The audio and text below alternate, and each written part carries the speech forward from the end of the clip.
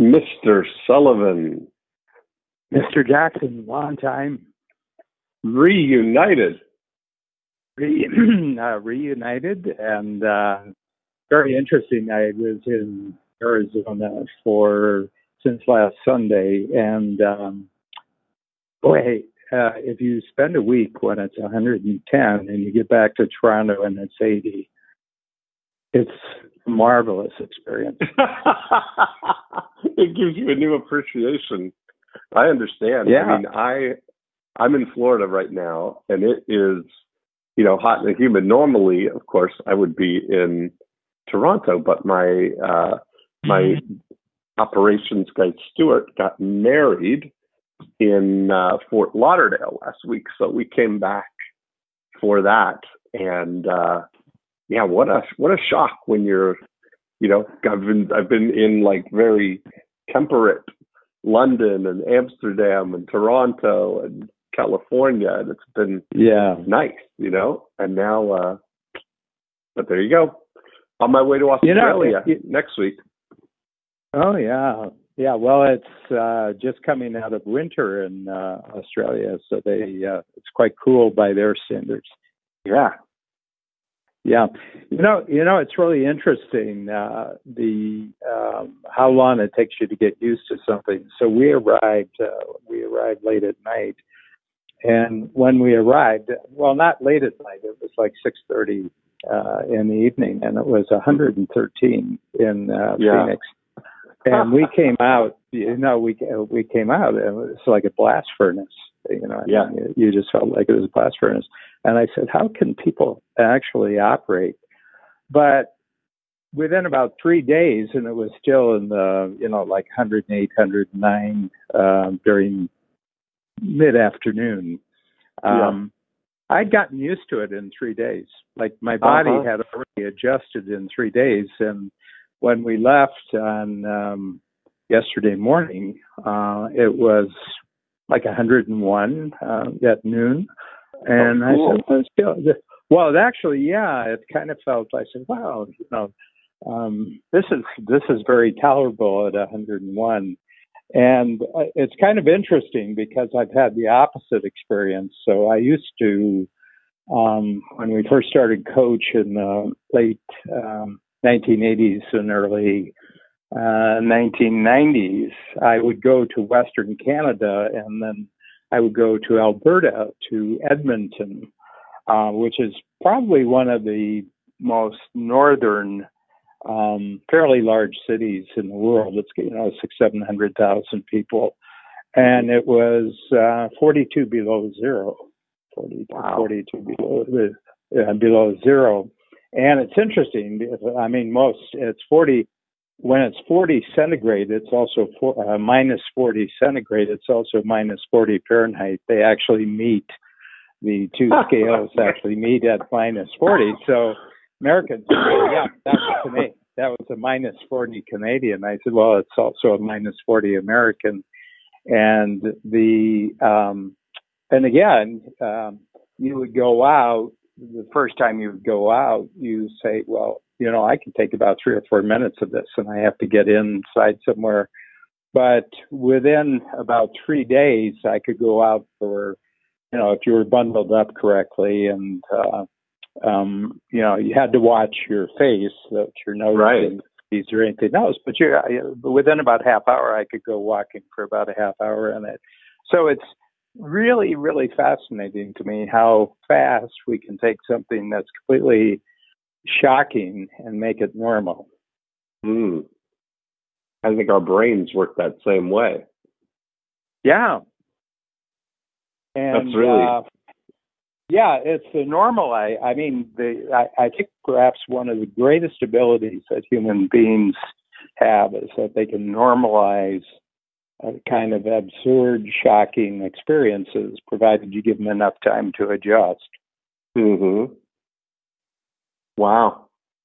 Well, I can tell you that I'm just about, as I said, to head to Australia, but I've checked at least 2 corners of the globe, and the Joy of Procrastination word is spreading at least to the London and Amsterdam corner of the world. And I was recently out in California, and it's spreading out there. So I'll just go check on Australia, and I'm pretty sure that we're going to find the same thing. So we've got at least three corners of the globe. Yeah, and I have Australian clients, and it's one of the ones they go for immediately because you're known in Australia and I'm known in Australia. So if they see two people that they follow and they're on the same podcast, it's not doubling up. It's like 4 times. It's there we go. I love that. More attractiveness, and I love it. Yeah, and people, what I get, like I have a series of podcasts, and you do too, but this one kind of engages people because of the one thing that keeps coming back to me is the sheer unpredictability of where the conversation is going to go. Yeah. And therefore they're kind of on their mental toes, if I can use that term. They're kind of on their toes to say, okay, so where's this going to go now? Because I don't have a feeling that either Dan or Dean actually knows where it's going to go. That's true. But I do have a couple of things that I want to talk about today. I'm all ears. Yeah. So, I have been thinking about, and one of the discussions that we've been having as I was talking with different people over the summer here, is the 80% approach. Mm-hmm. I really look at it as a speeder upper of implementation. That it's almost like this idea of facing procrastination with the first, item being brainstorm makes it so easy to tackle anything. And then I look at this 80% approach as really getting something out there. I've really taken this sort of, I don't know what the right word is, but I want to say like a critical eye to different situations and seeing like how much better the 80% approach is to almost anything else. It's so funny because I run into people who they have this, I think the counter to it is the perfectionism, right? Yeah. Of this wanting to make sure and get everything completely right before you put it out there. But, really underestimating the value of getting it out there as an 80% version of it. Mm-hmm. And just how much more relaxing it is to go that way. I had a discussion with one of the Game Changer participants, and he's creating a new program, okay, and it's entrepreneurism for 16 to 24-year-olds. And what he's ultimately going to do is create a profile almost like Colby, let's say Colby or Wonderlic or Myers-Briggs, and it's determine whether you actually have what it takes to be an entrepreneur, and you'll get a score on it. And I'm very intrigued by this project of his because there's a lot of people who, first of all, there's a lot of talk, at the academic level right now, high school, community college, university. Oh, we're going to have whole departments now that are going to prepare people for entrepreneurism. And this is being taught by essentially people who aren't entrepreneurs, professors and academics, union members who belong to the teachers' unions and professors' unions. The bureaucratic approach to entrepreneurship. That's right. That's right. Make it systematic. Bring system and system and bring perfectionism to entrepreneurism. To use your term, we're going to bring perfectionism. So they're going to pay us, $100,000 so that when they decide to be entrepreneurs, they're going to be perfect entrepreneurs. But he's going off by himself. His plan was to go off by himself for a year, sequestered, to actually, think through and create a complete curriculum. Now, he's got an enormous amount of entrepreneurial experience, and he's got an enormous amount of experience coaching entrepreneurs in terms of setting up their organizations and everything. And I said, does this actually work for one person? I know you want this to work for millions of people, but does it actually work for one person? Okay. And he said, you can't think at the level of one. You got to think of level of 10.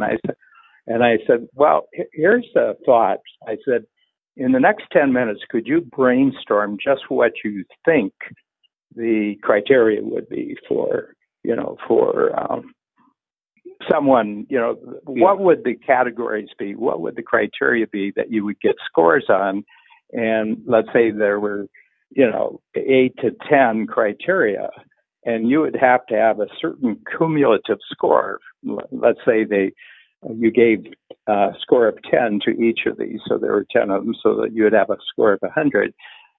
What score would the person have to get to sort of indicate that, they were very much entrepreneurial minded? And not only that, but they have sort of a sense about it that it's got to be entrepreneurism because they can't put up with anything else. Anyway, so I said, could you brainstorm that in about 10 minutes? He said, well, I could get 5 or 6 of them right now. I said, good. Why don't you just write down 5 or 6 of them, write it on a sheet of paper, and go out and start talking to some entrepreneurs. Mm-hmm. And see if they think your 6 are really crucial, and he says, no, I'm not ready to go out to talk to people yet. And I says, but ultimately, you're trying to create a product where you're out there talking to people. Yeah. So what's crucial is that you're out there talking to people, not what your content is. Mm-hmm. And I said, why don't you just write them up roughly on a sheet of paper, go to Starbucks, invite people that are really, really good entrepreneurs, but they're kind of thoughtful entrepreneurs. In other words, they've thought about their thinking of why they became entrepreneurs, and have about 20 of these discussions, and keep improving your sheet of paper 20 times and then come back. I said, would that put you ahead of the game?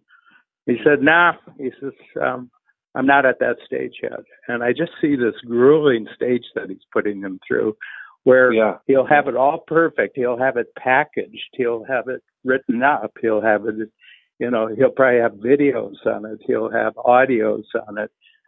He'll probably have software for it, and he hasn't actually started the discussion yet. Right.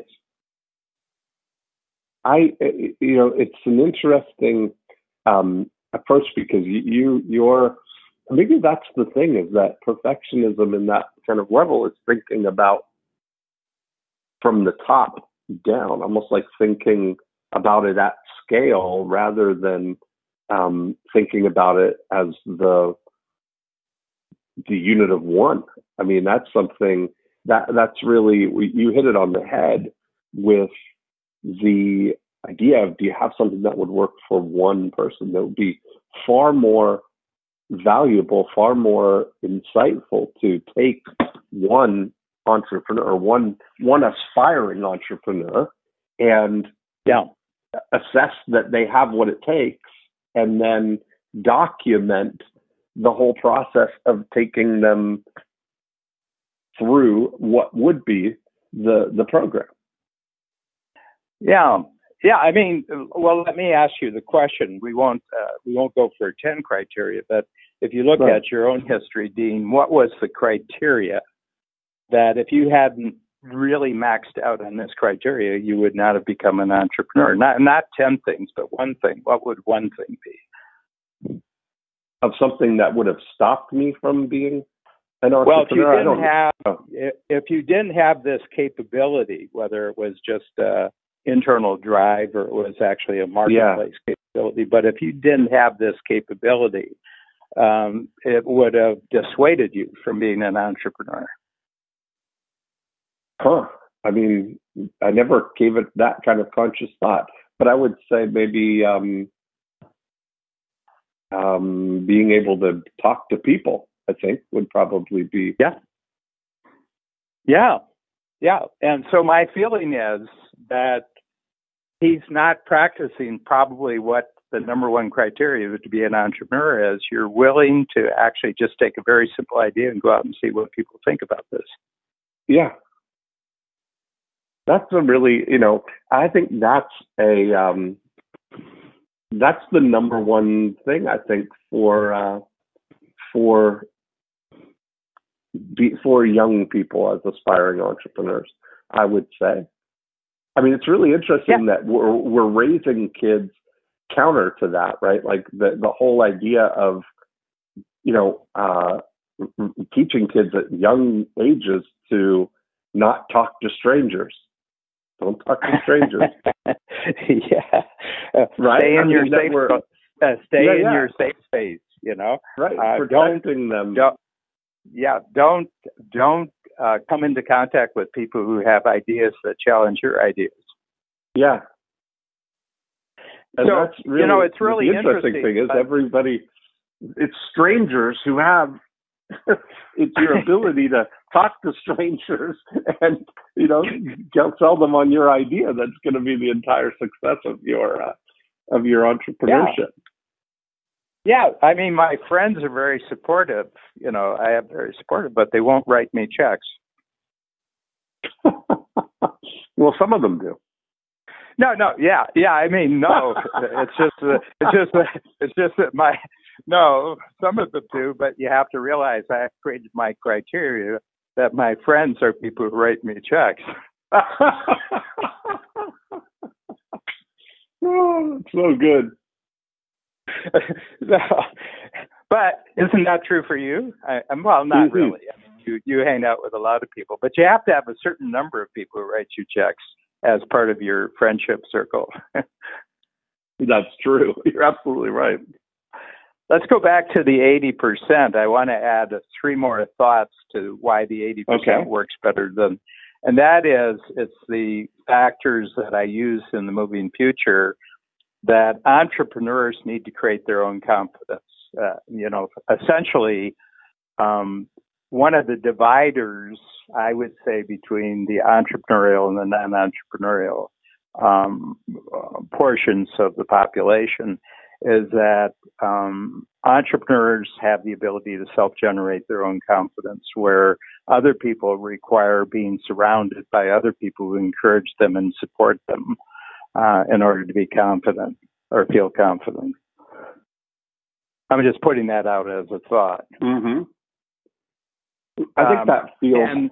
And I'm going to say that there's 3 things that are required for you to be able to self-generate your own confidence. One of them is you have the ability to generate your own sense of morale based on achievement. In other words, that you have this ability to look behind you and say, hey, I just did 3 great things. And this is real progress. So it's the opposite of the gap. Instead of measuring yourself forward against an ideal, which is perfectionism, you're looking backwards and said, hey, I just did 3 things that are kind of moving me in this direction. I feel really good about this. I've made real progress. So that's morale. The other thing is that I've got some real movement going, and I feel a real sense of momentum here. So I have morale, I have momentum. And now that I'm at this stage where I have a higher morale and I've got a sense of momentum, now I'm really motivated to go something which I wasn't even thinking about a month ago, but now I can see that this is possible and this would be even more progress in the future. So you're 80% when you brainstorm. For example, when you brainstorm, immediately after 10 minutes of brainstorming, you have a sense of morale that's up. There's a sense of momentum because in the brainstorming, you've been able to identify 2 or 3 things that are really crucial, that are actionable. And now you can see that you can go further. And then if you go further and you involve other people, now you've got a real chance of maintaining even or creating even higher morale, momentum, and motivation. And you can't do anything if you're just talking to yourself. Yes. I think there's something to that anything is going to be so much better if the iterations are done in real time, like as improving version 1 of something, rather than trying to do the iterations in a black box and then bring out the perfect thing. I saw a really great illustration that showed what the minimum viable, like how to think about that, as opposed to, if your end goal is that you've got a car, then it's not, the progression isn't to, get the seat and then get the steering wheel and then get the wheels and then get the body. That's not the progression. The progression they were talking about, they showed as the illustration was, start with a skateboard and then add a handle and then add a seat and then build a body around it. That motor, like a that each of those iterations, that you're starting with something that is beginning with the end in mind, which is the outcome of being a conveyance, from better than walking. And so that I think is, I think that same thing, like, you think about how an entrepreneur program would be so much more realistic if it was just like you said, brainstorm and outline what the criteria are, find a small handful of entrepreneurs right in your hometown, right where you are, and go through, invest in getting the outcome with them and documenting it. That is much more interesting, I think it's kind of I'm modeling this with the listing agent lifestyle approach that we're taking here, that I did the book, the 90-minute book, the listing agent lifestyle, get that out there. I'm generating leads. I'm generating conversations with people who want to have that discussion, that's what they're interested in. And I'm doing a podcast to document the whole thing as we go. Now, and if I want to, I could have a big book at the end of this that would be far greater than, locking myself away to then just come up with the book in a vacuum. Mm-hmm. And the outcome is what, the outcome. Yeah, and I mean, it's really interesting thing is that I have a rule that the marketplace is my 50% partner, is my 50% creative partner. In other words, I've got an idea, but and I think I have a sense of how my idea could be useful, but the only thing that really tells me it's useful is if I go out directly to the people who, if they were really interested in my idea, they would write me a check for the idea. Okay, right. So that's my criteria. The check writer. It's not just the marketplace; it's the actual people who are the target check writers for my idea, and I'll tell them about my idea, and they've said, and then I say, would this idea be useful enough for you that you would be willing to write me a check? That's one of my, one of the steps that I use in my creative process of whether it's even worth my time to continue working on the idea if I don't very quickly get feedback from an actual check writer who say, yeah, I would do it, but I'd like to see some changes. I'll tell you how this could be more useful to me. And then they write down 3 or 4 improvements, and that's gold. For me, that's gold, because probably I'm off track in some way, and probably in some ways I'm on target. So all I want to do is eliminate all the ways that I'm off track and expand where I'm on target.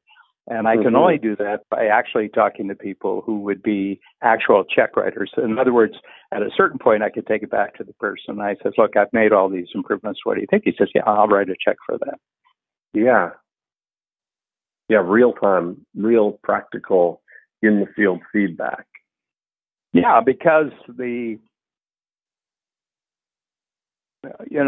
it's a fundamental reality point in the world. I mean, you either come to grips with this or you don't come to grips with this, that things are only what they're worth in the marketplace, namely that someone would pay you for it. Yeah. I agree. I'm just trying to I'm wondering, if I'm so biased to or attracted to the 80% approach because of my, my preference to achieve excellent results with what seems like little effort, or Well, first of all, it's a great success formula because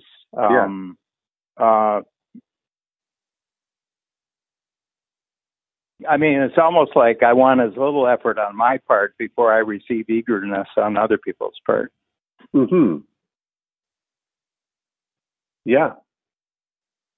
And focus really on, that's kind of the thing. It's like I kind of look at we were having a discussion in London about this. Like, if I look back on the things that I've sort of innovated or had a contribution to in the internet marketing world, that, when I look at things, going all the way back to the opt-in page that is the only option for somebody is to leave their name and their email address. So the shortest, simplest landing page as the winning, the winning thing. I've always looked at that as I'm starting from the outcome backwards, right? I'm not trying to build and pack in the most information or the best stuff that you can put on a homepage. What I'm looking at is what's the best outcome that I could get, and that would be that somebody leaves their name and their email address, so I can start a conversation with them and then work backwards from that. Well, what's the simplest thing that I could do with that? And then that carries through on all the things, the 9-word email that I use, of looking and saying, what's the best way to get somebody to respond to an email? Well, the best way is to send them an email that seems like it's the only email that you're sending. What would be the email that you would send to one person? Yes. And so I look at that because it's interesting that your question for about the entrepreneurship program was, do you have something to be able to get that result for one person? Yes. And most people think, when they think about scale, they think about that it's different when your intention is to scale. That it's almost that they think that the starting point has to be different when your outcome is a widely scaled thing, that they're thinking big. And I'm just wondering, I'm thinking about I'm looking for examples to Yeah, You know? I mean, it's really interesting. We were just at Genius Network on Thursday and Friday, and Kevin Harrington was there. And I was very intriguing because I'd met him before, but I hadn't seen him talk. And of course, he was, is kind of one of the, the original parents of infomercials, starting in the 1980s. I mean, he's really, when you hear the history of in infomercials, I mean, he's like kind of Edison along with Tesla. Oh yeah, no, exactly. Yeah, he's a good buddy of mine. We play a lot of golf here in Florida. Yeah. Well, I'm shipping coal to Newcastle here, but but the thing I got about it is because of his worldwide fame now, because of Shark Tank, he goes all around the world and he'll meet with business groups, and then he's got a lineup of people who think they have an idea for him, And he said, what I've learned to do at these trips are, first of all, he says 99% of the ideas really aren't of any use to me, but he said, they're trying to find out something from me.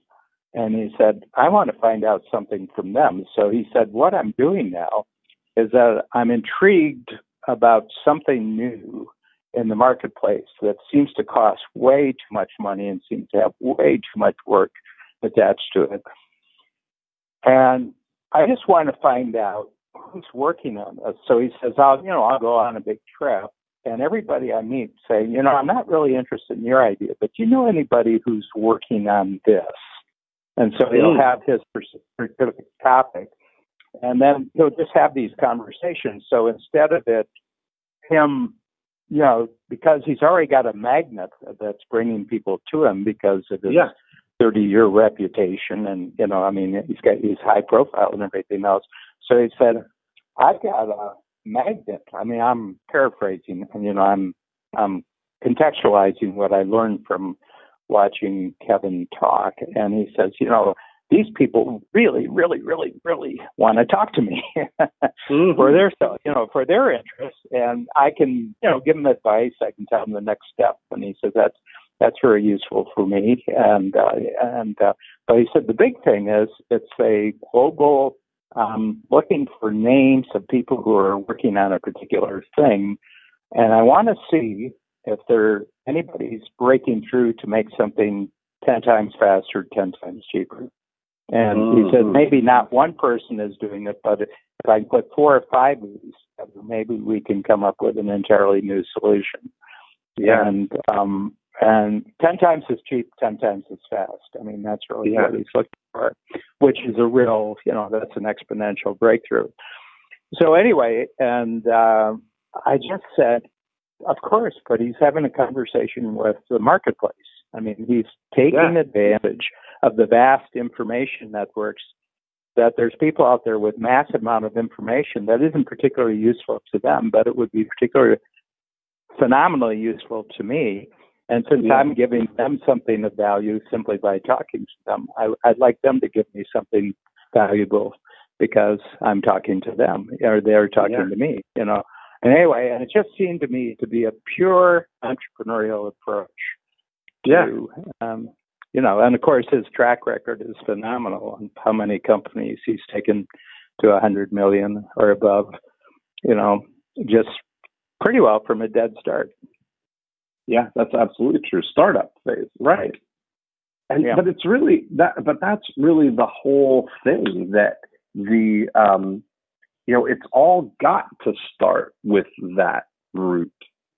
It's got to start with that ability to get the result for one person. Even a company like it was fascinating to me to watch, Ray Dalio, who before he wrote his book Principles, had a video that went viral that explained how the markets work. And it was really an interesting thing that any market is just a kind of overall view of millions of microtransactions between one person and another person. And that's really where the whole thing starts. I've taken to calling that, getting that right as what I call the scale ready algorithm. You've got to have if you don't have the equation that works to get one person the result, it's not going to scale to get 100 people the result, or 1,000, or 10,000, or 1,000,000 people. Yeah, and we've had this. It's really funny. This is a marvelous story. I was in, probably 5-6 years ago in Genius Network, and Joe had invited this guy to Genius Network because he had suddenly inherited $27 million, $28 million. This had profoundly transformed this individual. I guess $27 or $28 million inheriting would probably change some of your thinking about the future. Do you think? Mm-hmm. Do you think? I think so. Yeah, I think so. So anyway, what he had hit on, he said he was going to take his experience of getting this sudden wealth, and he was going to turn it into a coaching program that would involve everybody that you would need, because he was sensing support that he needed. And he was using, he was going to now create this program to go worldwide for people who got sudden wealth. It could be lottery winners, could be inheritance, could be, any number of different situations where people got sudden wealth. And the track record is usually it really screws up people's lives. If they didn't have any prior preparation, skill-wise, mindset-wise to do this. So I was sitting at the back of Genius Network, and Dean Graziosi was right next to me. And so, people were giving him various ideas on how to do this. And I said, and I brought up, and this is why I'm so strong on this particular message. So he was talking, and I said, well, how many people do you think there are out there that could do that? And he says, well, it's in the tens of thousands every year. Children who get sudden wealth, lottery winners, all sorts of things. People who create something and then they get big checks and everything like that. And I said, so I said, what are you doing? He says, well, I'm hiring writers. I've got artists. And he says, I got software designers. I got everything like that. And I said, well, what you know so far, could you sit down with one person and coach them through to a successful capability, really give them an ongoing capability that would allow them to deal with their new situation? He said, oh, no. He says, you got to go big with this. He said, it's going to go big. And I was just sitting there.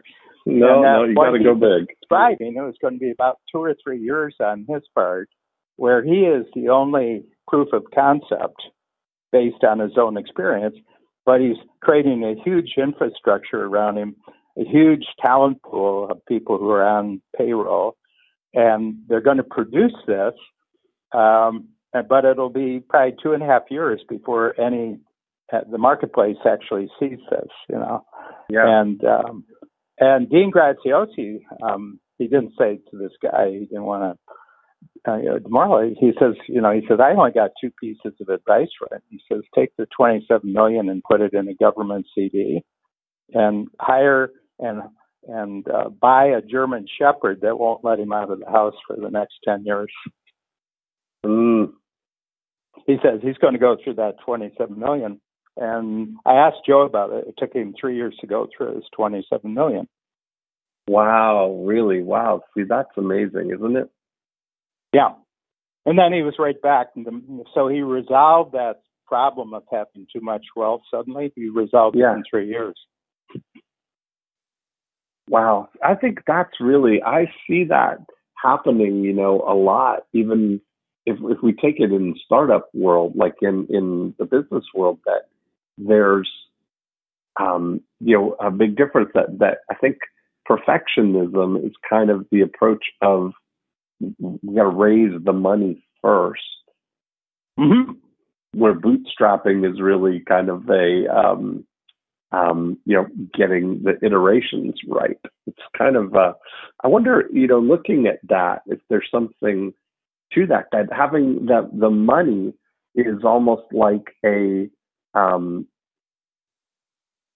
almost covering up the fact or giving a false sense of peace for working on taking a long time to get something out into the world. Whereas without the money, we had Joe and I had Damon John on the I Love Marketing podcast about talking about his book, The Power of Broke. And the interesting thing was, he built his whole empire, started out selling hats on the corner in his neighborhood. That's really how it all started. He would build something and see what the market wanted. And I saw that. Mm-hmm. I'm really fascinated with those kind of Genesis things. I've watched that Steve Madden documentary, Steve Madden, the shoe manufacturer. And right. He in New York, it's really interesting because he has a studio that he can go from an idea to custom making the prototype shoe and getting it into the store and seeing how people react to it before ever going into production on something. Oh yeah. I mean, it's really, really interesting, but I'm just saying that when you take these fast steps and you shorten the time it takes you to actually have a selling experience in the marketplace, a selling experience being, that you're offering something and you're getting two things. You're either getting a win, which somebody's writing the check, or you're getting a lesson that the person not writing the check is telling you something that's of value for you to improve what you're doing. In other words, you're improving the viability of the product. And the faster you can get from your idea stage to that actual interaction with the marketplace, the more you'll be able to maintain morale, momentum, and motivation. But the longer you go between your idea and a point in the future when you're going to go into the marketplace, you're reducing morale, momentum, and motivation. And what's interesting is your personal sense of morale, momentum, and motivation is actually 50% of what convinces the other person to buy. I think you're absolutely right. I think that's true. That you kind of gauge somebody's authentic enthusiasm and confidence in something. You're absolutely right. Yeah. That's really. Well, you're half the product. I mean, you're half of what's being purchased. It's like buying stocks. A stock, is saying, well, the stock's worth,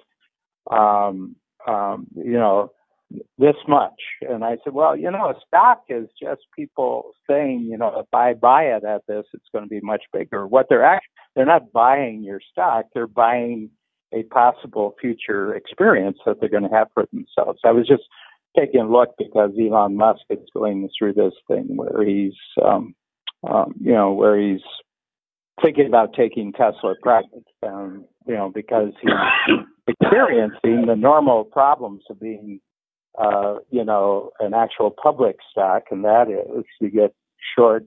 Lots of people are shorting you, and you got to show results every quarter. That's the rules if you're going to be a public company. And he's going back. So they were interviewing people who own Tesla stock and saying, so are you going to sell when they put out the price? Musk actually mentioned a price, $420 per share. which might put him in trouble with the Security and Exchange Commission. Because the stock went up by about 11% when he came out, and he actually did it in a tweet, and boy, so he's moving the market, right? The SEC has some thoughts about putting out a price in a tweet, So anyway, he's going to have some conversations with the SEC. But the interesting for me was they interviewed people who had anywhere from $20,000 to $80,000 at present valued stock. Were you going to sell it because you would have to, you'd be given an offer and then afterwards, you'd have to sell. Or you could be included in a pool of people who are going to hang on to it, and they would be part ownership for it. And this one person says, he says, I'm not investing in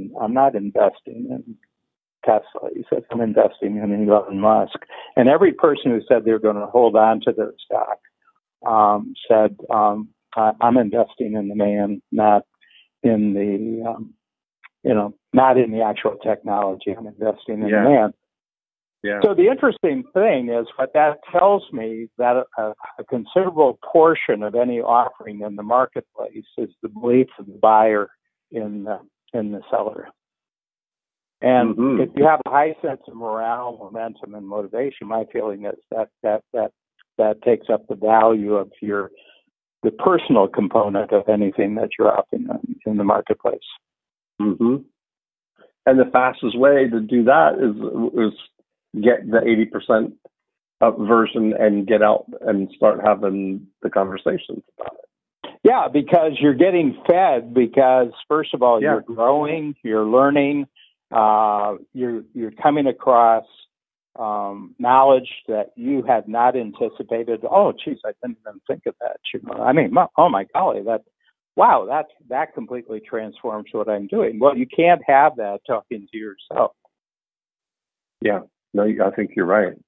And it's really, the conversations that we were having both in London and in Amsterdam were specifically about books too, about this approach of doing, because I'm such a big believer in 90-minute books, in doing the small versions. Your books, you've been doing a book a quarter now for how many quarters in a row have you done that? I lost track of it. You're up to 11? No, in 15 quarters. The next one is already at the printer, so we have 14 books. So 14 books in 15 quarters. Yeah, and every one of them.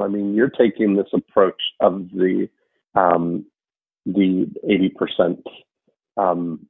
approach to the books, and every one following this great. But I've noticed even the iterations like going out that book number 15 is now each phase you've had conversations with people and you realize, okay, it's useful to have a scorecard with the book. It's useful to have the audio book. It's useful to have other, you've each one is kind of got a video. It's got a video, and now we're cross-relating them to some downloadable thinking exercise you can do from the program. So, for example, the one that's coming out in September, it's My Plan for Living to 156. So this is, generated by 25 years of conversations with thousands and thousands of entrepreneurs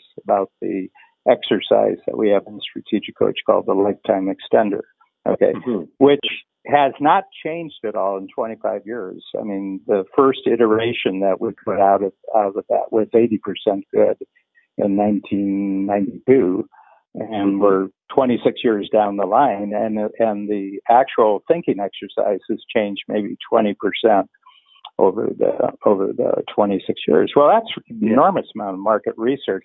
It just works, and people. And, in our surveys of our clients who've been in the program a long time, we've asked them which concept if you really say this has changed my game the most, the lifetime extender would always be in the top five. The top five. So, that just shifted my whole notion of what my lifetime game looked like. So that's coming out in September, and we get we have the download of the lifetime extender. You can actually download this, and I have in one of the chapters, I actually walk people through. Now, here's how you fill this in, and so what it does is we're just saying what would get them, we're picking up different ways that people actually approach new knowledge, like new information. And some people do it by reading, some people do it by listening, some people do it by watching video. The scorecard might be a way that they can actually get a handle on it. And then if we give them the actual exercise that generated the book, that'll give it. And if you do it on the ebook form, you get all that stuff. There's no cost for any of that stuff. You can just do it. Because I'm not in the business of making money on books. I'm in the business of generating registrations for the Strategic Coach Program. Yes. Yeah, that is so great. I mean, when you look at that whole evolution of it is only from, you could literally, there have been people who have taken 4 years to write one book, to get their big tome, the big masterpiece, the definitive work. Not even the book, Dean. It's book. It's like book in 15-foot neon letters. Their life is book.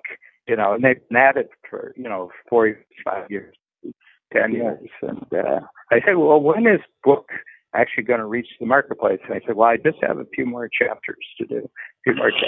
And then you talk to them a year down the road, and I said, is book ready? And they said, no, there's just a couple things I learned now that I've got to include. I said, this is a forever project, isn't it? I mean, book is synonymous with your lifetime. I mean, on your gravestone, they'll say, too bad he didn't get the book finished, Oh, man. Yeah, that's something. Well, I'm excited to hear this. I'm excited to see your plan for living to 156. Life extender has been a game changer. Yeah, well, and the interesting thing is in the 10 times program, I have this guy who started off as a chiropractor, and he lives in Utah, Reagan Archibald, terrific guy.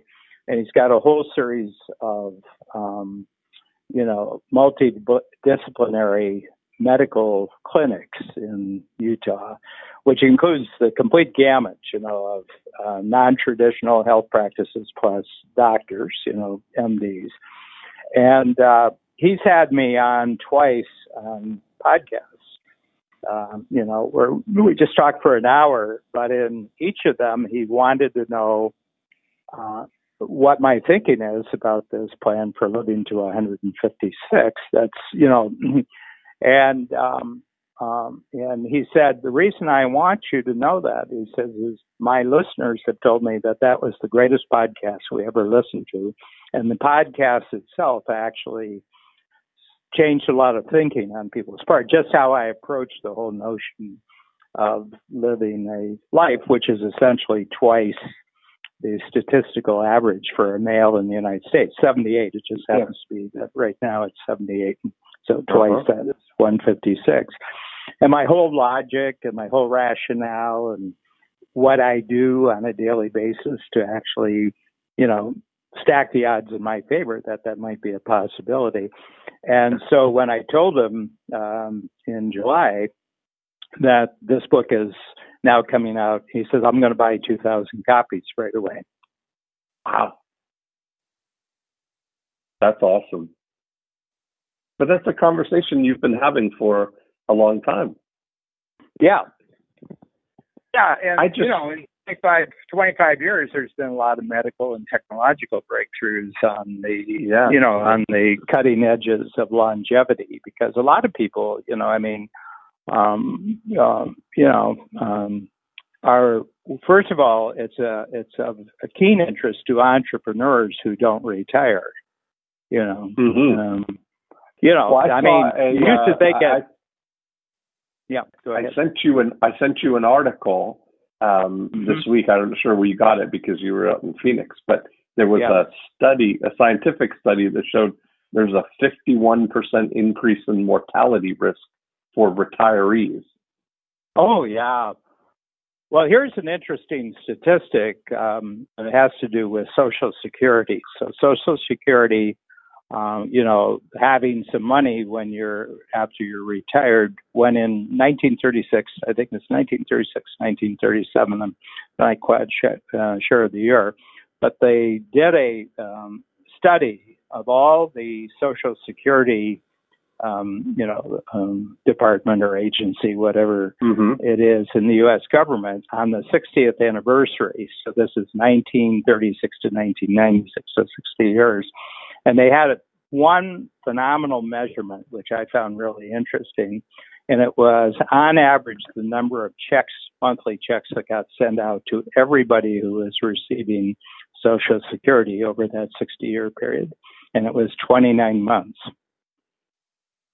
Wow.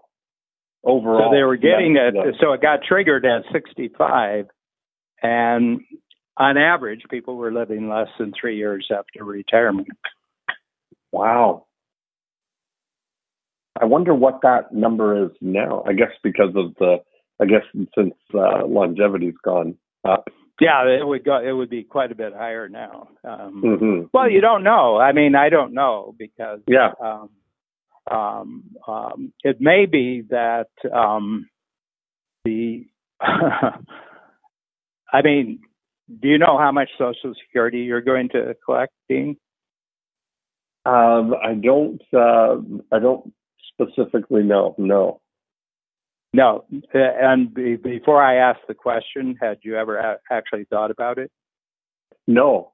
And that's, it's really, but here's an interesting thing. I asked entrepreneurs, well, what's your social, and I said, Social Security, but, oh, yeah. So I guess, because, a lot of entrepreneurs, including myself, we're employees of our company, and because we're an employee of our company, you have to take out Social Security out of your thing. And I said, I haven't the foggiest idea. I said, I really comprehended. It was kind of funny. Jeff Madoff, of course. I do, yeah. Yeah, and Jeff has got a great new Broadway play that's right in the opening stages, and wow! So you can, and he's going to open in Chicago in February, and then he's going to open in New York at the very famous Apollo Theater in Harlem. Wow! Next June or July, and it's the musical life story of Lloyd Price, who is probably one of the most significant of the crossover stars who went from rhythm and blues to rock and roll in the 1950s. Kind of a very, very, very influential, but nothing's really been written on him. And anyway, and he's still alive, and that's the key point, is that Jeff knows him personally and has worked with him on the story. And I saw the first walkthrough of, they have like a 20-minute startup sort of presentation where you just have the actors on stage, and and the music, of course, is the real music. So the music's already been written. It's already been market tested. Anyway, I was talking to Jeff, and I said, I'll invest in that. So I came back, and Babs was excited about it. So anyway, I came back, and I said, I was just thinking, I said, I wonder, because I'm 74 now, so I had to get all my Social Security money transferred over to another when I was 65. And I said, I wonder how much is in the Social Security fund. And I came back and I talked to our bookkeeper, and she said, well, this is the total amount. And I said, well, I'm just going to take it out of my Social Security fund and pay Jeff. That's awesome. I love it. I found some use for my Social Security money. There you go. Oh, yeah, that's it so felt great. good. You know, it actually felt good that all these years I've been, you know, creating this fund. But what was I creating the fund for? I said it's going to be for the Broadway play. Yeah. Oh, there you go. Perfect. And that's kind of the thing, right? As entrepreneurs, it's kind of funny because we don't even think about that as a thing. I was sharing some of the guys at my country club. You call it their allowance that they get. They just use it as their per diem from when the check comes. It's their walking around money, you know? Yeah. It's just kind of funny. They don't need it or have any, you know, they get the check and they basically cash it and spend it just having fun or whatever at the golf course. Yeah. Treat money. Yeah. Let me ask you a right. question now. You kicked off the conversation today with the 80% thing. So anything get expanded in your thinking about the 80%? I think a confirmation. Sign off there because. Yeah. Oh, it's been an hour already. Holy cow.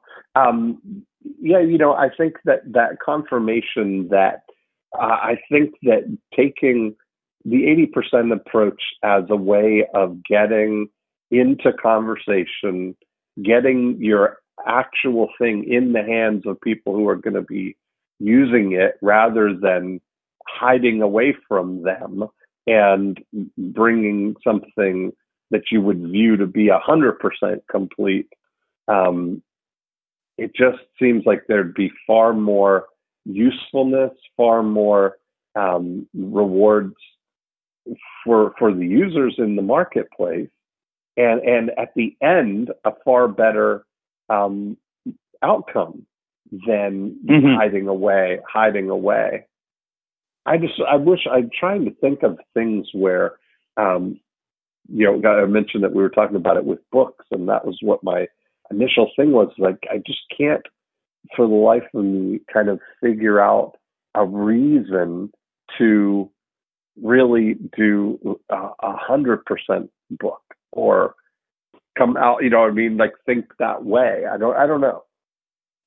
Yeah, and it's really interesting. I have a team, as you know, and in every one of my books, there's actually a cartoon depiction of all the team members.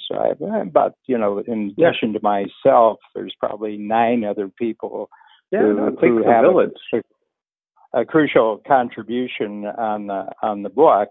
And one of my things is to keep them away from perfectionism. You know? Yeah. And I said, you know, this is version 1. We'll get it out there. I said, we'll probably, you know, as we have conversations with people about the book and everything else, you know, there will be a growing amount of feedback that we said, you know, if we ever do a second version of this, we can include that as feedback. But don't worry about it now. Let all the improvements for this first version of the book come from the marketplace. They won't be our improvements. They'll be the marketplace's improvements. Right. I like that. So I'm going to carry on. I'm going to carry on with that approach. Yeah. And the thing is that every time I've tried to be more prepared for a first conversation, I've always regretted it. Mm-hmm. There's wisdom in that. Yeah. That's the man with an experience. If I just drawn a diagram and talked to somebody and then, you know, filled in the diagram in the conversation, I would have been weeks and months ahead than getting ready for that first conversation. I agree. Well, I quite enjoyed our reconnection. Yes, indeed. Are you? I'll be here forward, next I guess Sunday. we'll have. I was just going to say we'll have one more before I head to Australia, and then very exciting. I got confirmation that we'll do our live one in. I'm very September. excited about that. Yeah. I'm very, very excited about that. Me too. Okay, all right, Dan. that'll be our first in front of an audience, an actual live That's audience. right. I like it. So that's good. Yeah, and no preparation is needed. None. It'll be great. All righty. Thanks, Dan. I'll talk to you soon. Have a great week. You too. Bye-bye.